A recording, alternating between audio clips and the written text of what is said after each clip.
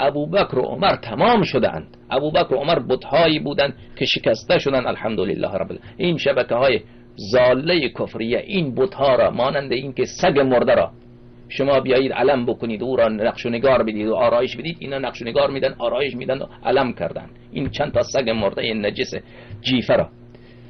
در مقابل این علمای شیعه چه مسئولیت دارن؟ علمای شیعه مسئولیتشان همینه که از ولایت فقیه تعریف بکنن، از برادری و اخوت و این انفسنا و این پدر سوختگی ها تعریف بکنن، و در جایی که یک مظلوم فقیر پیدا شد از اهل بیت علیهم السلام دفاع کرد، بیان او را خنجر بزنن، او را طعن بزنن، بر علیه او صحبت بکنن. او از فقیه، از نه تنها طلبای کوچک، از اونها حرفی نیست، اون مراجعی که خودشون را سنتی میدانند.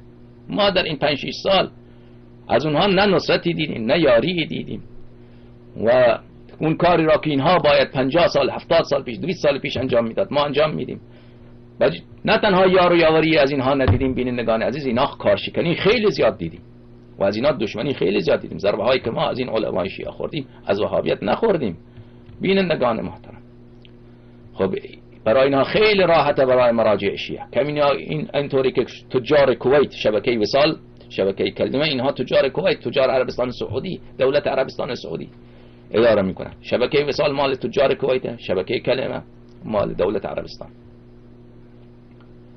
مثل این شبکه دهها شبکه با زبانهای مختلف باشد از تشیع تبلیغ بکند، با علم و با برهان واضح و روشن، زبان انگلیسی، زبان فرانسه، زبان اسپانیایی، زبان چینی، زبانهای مختلف باشد. برای اینها این امکانش موجوده، اما اینها اصلا در این فکر نیستن که کسی این کار را مدار بکنه او فاسق فاجره، او دشمن وحدت، او را بله شبکهش را نگاه نکنید او بده.